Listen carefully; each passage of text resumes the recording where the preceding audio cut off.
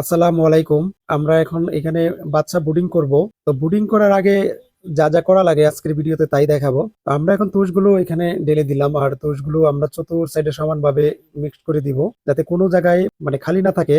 কারণ হচ্ছে এখন শীতকাল, পাখা একদমই মানে ঠান্ডা থাকে, আর আমাদের এটা কিন্তু পাকা ফ্লোর। তো চতুর্দিকে আমি দেখেন সমানভাবে একবারে কিভাবে মিক্স করে দিতেছি তুষগুলো। তারপরে আমরা হচ্ছে আরেকটা জিনিস দিব, আপনারা দেখতে থাকেন। এই তুষগুলো সমান করে দেওয়ার কারণ হচ্ছে যে আমরা এখন হাঁসের বাচ্চা এখানে ব্রুডিং করব, আর হাঁসের বাচ্চা কিন্তু অনেক পানি ফালায়, ওদেরকে পানি খাইতে দিলে ওরা পানি ফালায়। তো আমরা তুষগুলো দিতেছি যে পানি যদিও ফালায় এটি যাতে নিচে চলে যায়, আর উপর দিয়ে আবার লাইটের আলোতে তুষগুলো শুকিয়ে যায়। আর এই যে দেখেন আমি খের নিয়ে আসছি।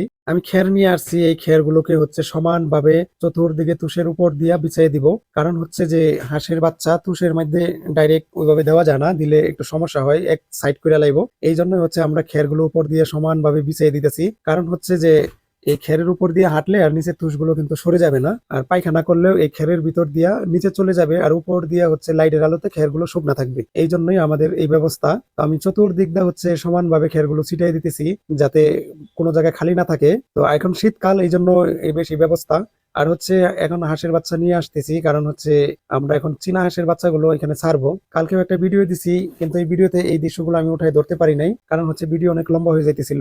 আর চীনা হাঁসের বাচ্চা যদি কারো আপনাদের লাগে তো যোগাযোগ করতে পারেন, ইনশাল্লাহ ব্যবস্থা করে দেওয়া যাবে। আমার কাছে নাই, আমি কোথায় পাবেন এটার ঠিকানা আমি দিতে পারবো। তো এই চীনা হাঁসের বাচ্চাগুলো যে আমাদের দেখেন 10 পিস বাচ্চা নিয়ে আসছিলাম, তো এইগুলো হচ্ছে চীনা হাঁসের বাচ্চা। তো আশা করি আপনারা বুঝতে পারছেন যে শীতকালে মানে ব্রুডিং করার জন্য মানে কি কি করা লাগে, আর যত সুন্দরভাবে আপনারা ব্রুডিং করতে পারবেন আপনাদের বাচ্চাগুলো অতই সুন্দর ভালো থাকবে, মর্টালিটি একদমই কম হবে। আর যাই হোক, আপনারা সবাই ভালো থাকবেন। আমার ভিডিও ভালো লাগলে অবশ্যই একটা করে লাইক দিয়ে যাবেন।